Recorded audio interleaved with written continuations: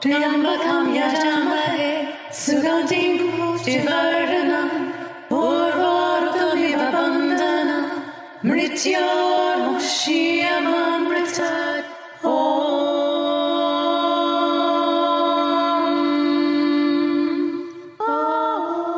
Hi, this is Amelia and Satya. Hey everyone, it's Satya, and you're listening to Love, Sex, and the Hidden Agenda.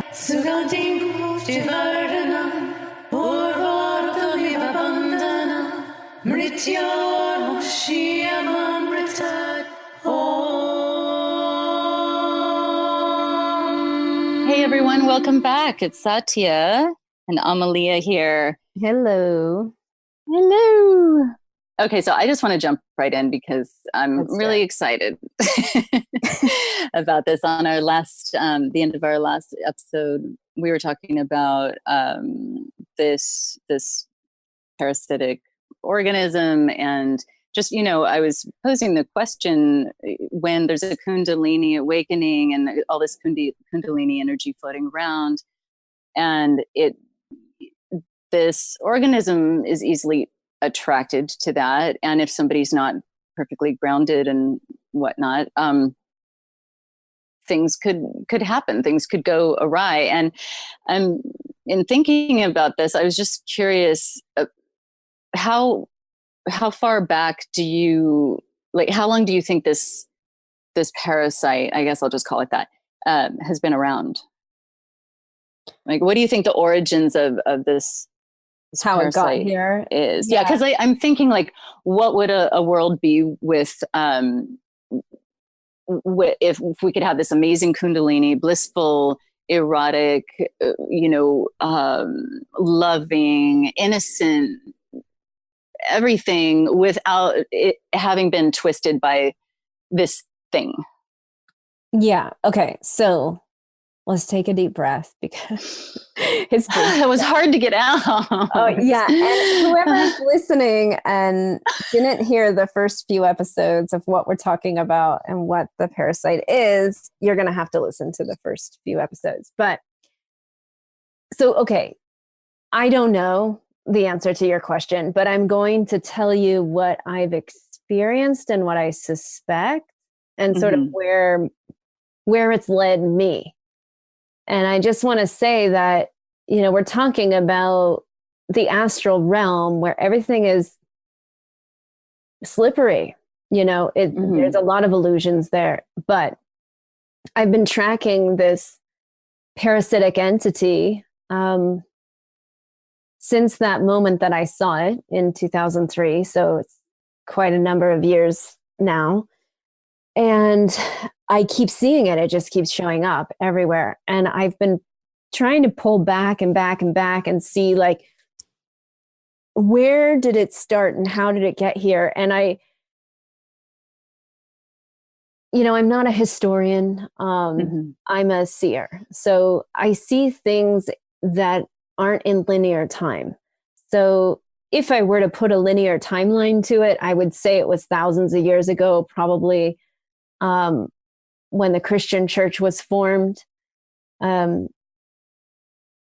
But I'm not sure. It might be older than that. And I think that there was a Stargate opening, that this parasitic entity is literally from another universe, that it got opened up and it started attacking our galaxy here.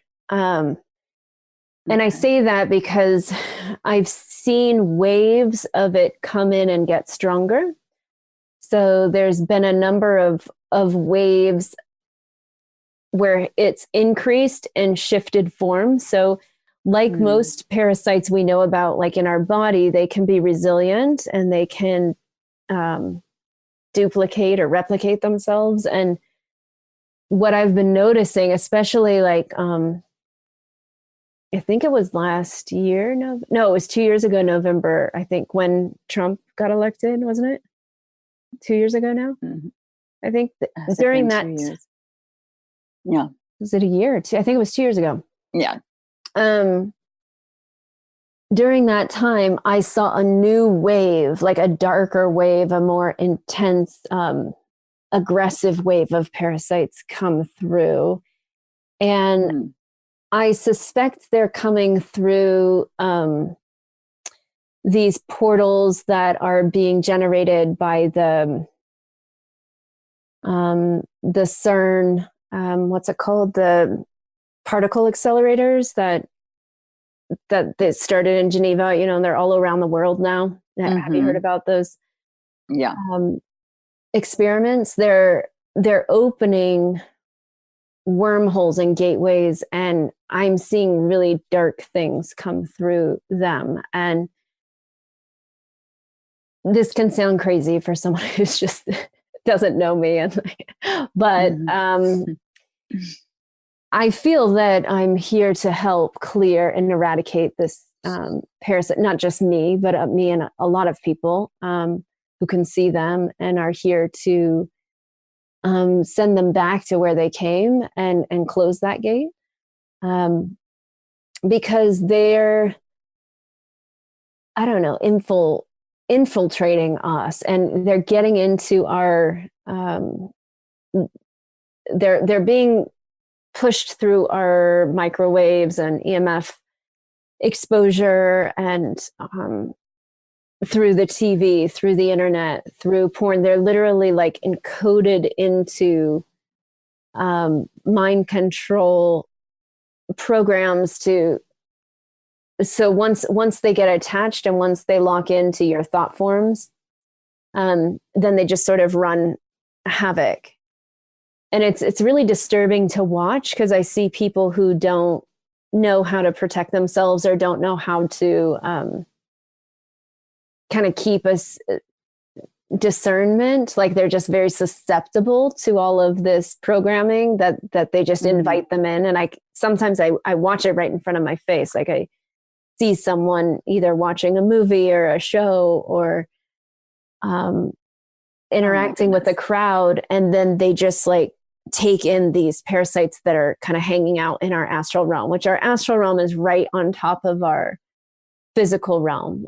It's just right there behind the veil. And I think these veils are thinning more and more as each one of us starts to realize that we're so much more than what we've been told we are. And people are having these awakenings and these experiences through meditating, through loving more deeply, through, you know, the loss of a loved one and going through grief, or, you know, people are being pushed to wake up quickly. So where it all began, I don't know. I mean, it's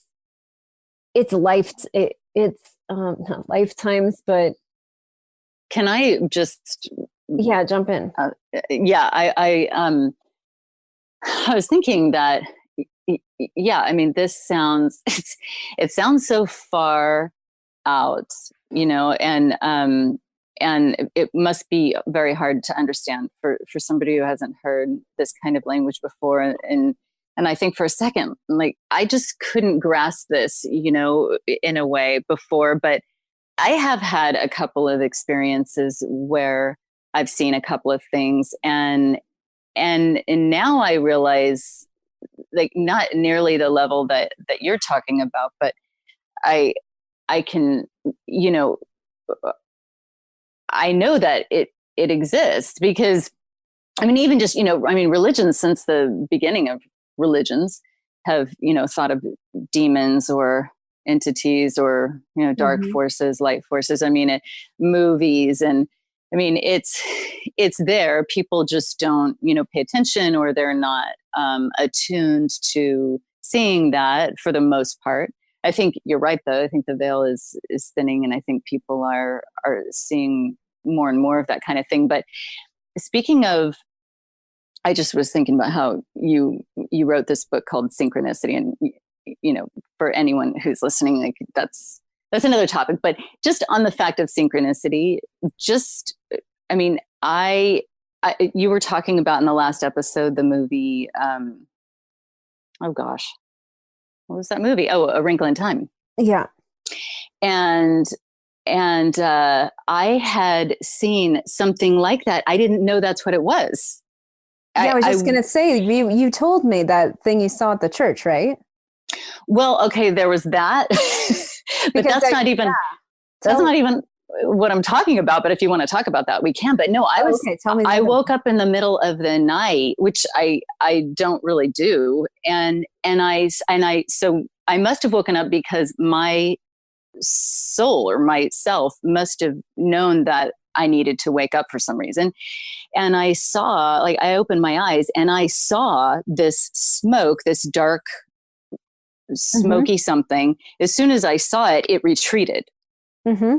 And exactly what it looks like. I had never things like clouds inside the house and in the windows, like shadowy clouds. Holy Mother of God. Oh my God. See this? I don't even want to know this. I don't want to know this. And I really don't. I wish that I hadn't seen it, except that I guess I'm glad I did see it because as soon as I saw it, it's like, oh, she sees me. Okay. I'm not going to mess with her. Yes, because you're claiming your space and it's trying to like seduce you into agreeing to take it in. Right. And I was thinking, well, since I'd never seen anything like that, I thought the part of me that doesn't want to really admit that maybe this kind of stuff is there was thinking, oh, okay, maybe. And then I even thought, maybe that was some kind of, I don't know, angel or something like that. And then immediately my next thought was, yeah, right. I don't think so. Like I could feel that it probably wasn't, let's just say, of the light. Mm-hmm. And not that I felt some, I just figured this is too, and then it almost seemed like, no, it's almost too Hollywood, like in a way, like, no, this is the way things, right. Because it's been depicted as the dark. Mm-hmm. And then the part of me that questions everything and it would say like, oh, is this just something I've been fed? Or what if it's really something good over here? Or what, but so I thought it would just be, so thank you.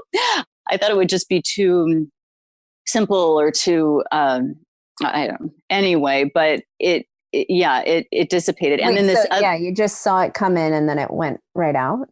The minute I opened my eyes, it was like it was, I don't want to say breathing. That sounds really scary, but because of its wispiness and it just retreated. It just kind of did a wisp and then a retreat and it disappeared. It was just gone.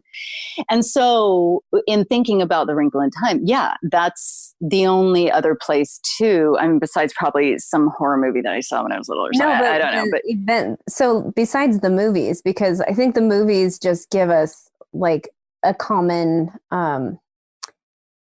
image that we can, because I don't know, I'm not an artist, so it's not easy for me to draw what I see, but I see the other realms very vividly, and even finding words to describe it is hard because I spent most of my life not describing it because people don't believe me or they can't handle that information and it, freaks them out or makes them scared. And the last thing I want to do is make someone afraid. I'm here to eradicate fear, so it's good that you're describing it. I wanted to ask you, talk about what you saw in the church, because I remember you mentioning that to me, and that's what made me tell you about this, because I realized, oh, she can see it too. Oh, I see. Okay. Yeah. I went to church with my dad, and what kind of church was it, by the way? It was a Christian church, like I think a Baptist church. Okay.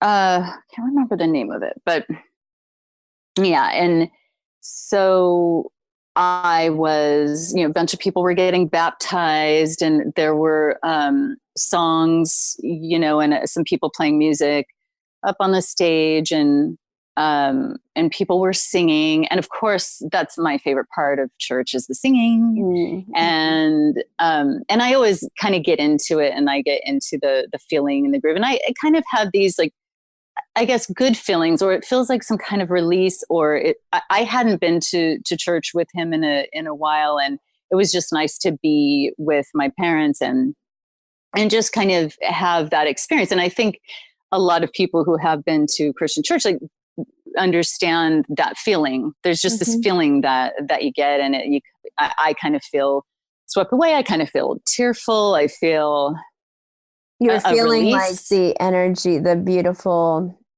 kind of high that happens in a group field.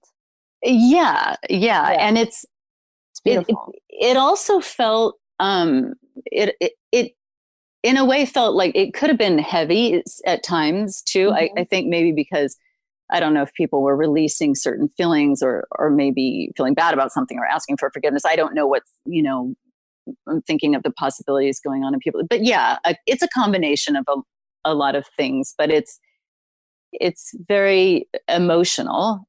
And that was, and on just another note, I mean, that's something that is, when you feel that truth, you then think, okay, well, this must be Jesus, or this must be this church, or this must be, but so, like you're saying, what happens in a group when people come together and sing, and people come together and just, think of love, or this kind of thing. Anyway, so I was feeling good. Tell us about the thing. I was feeling good and happy. Sorry, gosh, this is how I am. It's so, I can be so annoying with this. Like, I'll just go off on all these tangents. I'm like on the edge of my like, I want to hear it. I forgot. So I was, feeling good. And then I guess I was kind of swept away for a while in the whole experience. And then toward the end, it was actually ending the whole service. Yeah, service. Thank you. And I thought, I should check into the field. Like, I want to see the energy here, because I'd been working. I had an awakening of my own a while back. It was very different than yours, and that's like a whole other thing. But and then through a lot of meditation, I realized that I could start seeing things after, like 7 months or 8 months of like hours a day type of thing, and I actually, through your school, the meditation technique that you taught was how I started to awaken these kinds of things. Anyway, so I just kind of went into that space. I went into my meditative, my vertical alignment space, because I was so excited. I was just like, I want to see what's in here. And just immediately I see this thing up at the ceiling, and it had white, I don't want to scare anyone. It had like white, sharp teeth. It was black, and it had white, sharp teeth and white, sharp eyes. And I was shocked. I just... Wait, was it like a face or tentacles, or what did it look like? I actually just saw black. I couldn't see a form. I just saw the teeth and these like eyes that look like the eyes and the teeth were almost the same. It was almost like a zigzag kind of thing, like a... Yeah, that's how they hook. Up and down. Okay. So I call them the hooks, and I call them the watchers. Also, a lot of people know them as the shadow people, or the watchers. A lot of young kids see them. A lot of people do see this and have their own kind of vocabulary for it. But yeah, continue. Yeah, so I just... the first feeling was shock. What in the heck, really? I thought I was going to see all kinds of other beautiful things. That was the last thing I thought I was going to see. And so I just kind of was like, whoa. And I thought to myself, to this thing, like, hey, what are you doing here? Like, what are you doing here? Like, what are you doing here? It was like that. And then it just disappeared. Probably saved a lot of people by doing that. Yeah. So, I know about your soul and your soul's agenda because I've worked with you a lot. But for those who are... I think you know more than I do at this point. Well, each one of our soul has a certain abilities and gifts. And and we honestly don't know what they are until we use them. So like Satya just deciding like, oh, I should check in. I'm feeling all blissed out. Let me like just see what's in the space, and then realizing there's a perpetrator there and this like entity that's trying to feed off all this light, and her asking it, questioning it, and telling it to leave. I mean, you're like doing a huge service to humanity by doing that. So thank you. And it was that I remember you calling me after that happened and saying like, okay, I just saw something really weird, super unexpected. And I was so happy. And that's when I was like, yeah, okay, now we can talk about the it or whatever they call it. Oh, wow. Yeah. And it's interesting because I waited like months to ask you about that too. I don't know why, but I was just like, what in the heck? What? Yeah, and because my I feeling, think you probably don't want it to be true. You I don't want it to be true. None of us do. Like when I saw how it was feeding off everyone's sexuality, like I was searching the whole world looking for anyone who wasn't infected by it. Like I was astrally searching the world and physically, like when I meet people and when I'm looking in crowds and stuff, I'm always looking for people who are not hooked up to it. But it's like an epidemic. It's terrifying for me. And then I spent years living in isolation, not allowing anyone to touch me, just trying to like clear it out of me. And so that I didn't have to see it every time I looked at someone, because that's all I was seeing was just all the ways it was hooked into someone's system. Ugh. Yeah. Yeah. And my feeling when I saw this thing was that it was maybe, feeding was my thought. That was my feeling. Yeah. They feed, they breed, they hook in, and then the hooks inside the people, they go home and then they pass it on. It keeps breeding into everyone's home. It's horrifying. But by opening our vision and just claiming like, hey, what are you doing here? Poof, vanish. Yeah, that is kind of amazing. And I didn't really realize that, and that's what I was doing either. It was just kind of the natural thing to do. Mm-hmm. So important. So critically important. And that's actually the beauty for anyone who's kind of has the heebie-jeebies. I mean, I even have the heebie-jeebies right now a little bit, but is that it can be that it's that powerful to just see it. Mm-hmm. I mean, that we have that much power, that we have that it's not something I need to be, freaking out about, that it's just like, oh, I can really just command it to go away. I can say, hey, I see you. Yes, we have sovereignty and we have to claim it. But most people have opened themselves in so many ways to agree to that parasite, to be with them and inside of them and in their universe, their own personal universe, that until they realize all the ways it's there and say, hey, no, then they have to heal up and clear that out. But that's all we need to do to take back our power, is to just name it and claim it, kind of thing, So do you think basically everyone's infected? Probably, like it's an epidemic, and we kind of have to regularly clear ourselves. I mean, not to get paranoid or anything, but no. And I'm in the same boat. I'm not exempt at all. Right. So it's not like I'm out here, oh, I'm not infected, and all you guys are like, oh, hell no. It's been passed down through our lineages. Some of our families more entwined than others.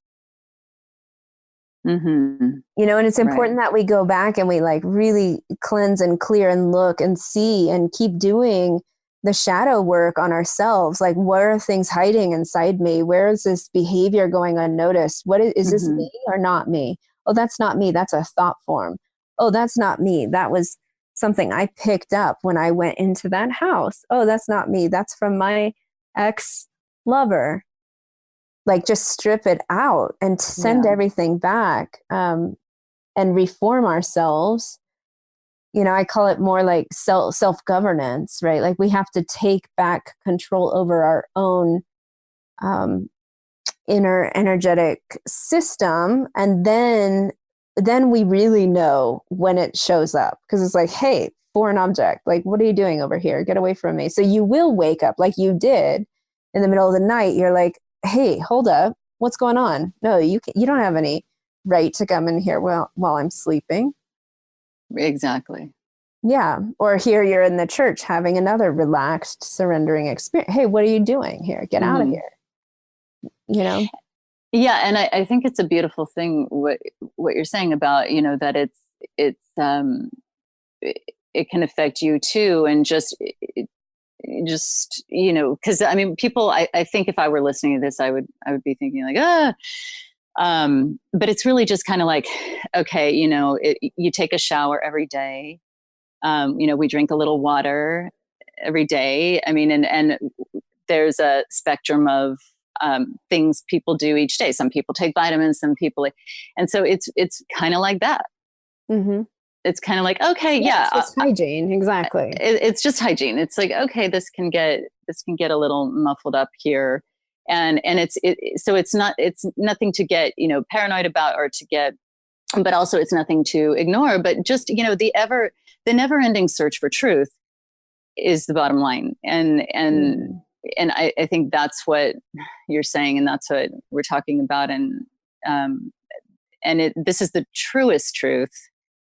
And yeah, because there was this one other thing where I saw like some kind of tentacle thing, and this was before you had mentioned anything about like tentacles or anything like that. And then I did call you about this, and I said, hey, I was just, I saw this thing, and then you said, yeah, that's exactly what. And you said that you were actually working on something regarding that, like a few days before that.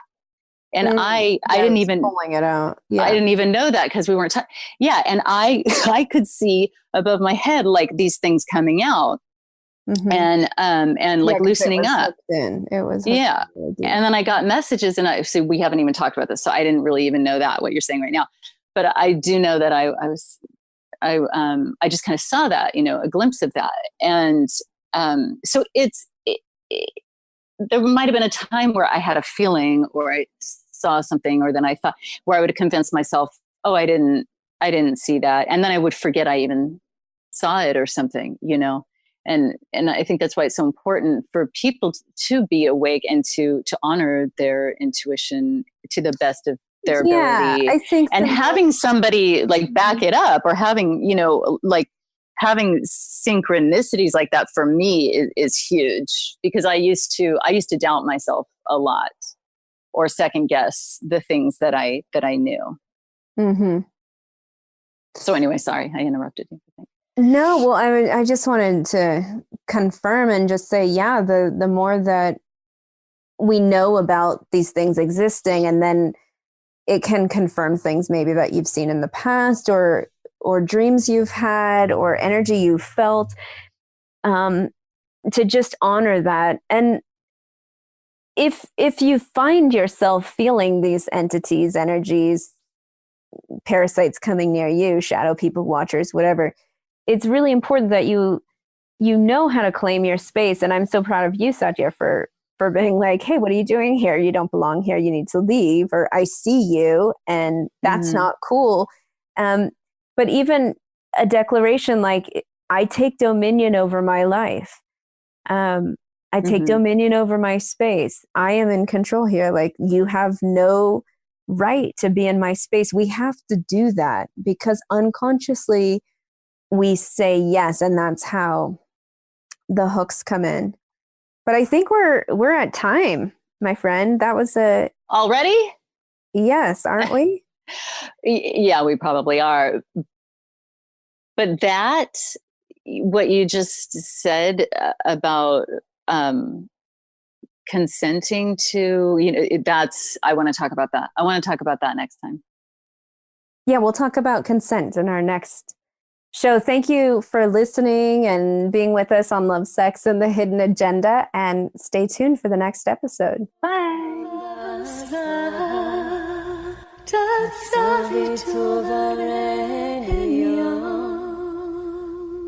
Bargo devasya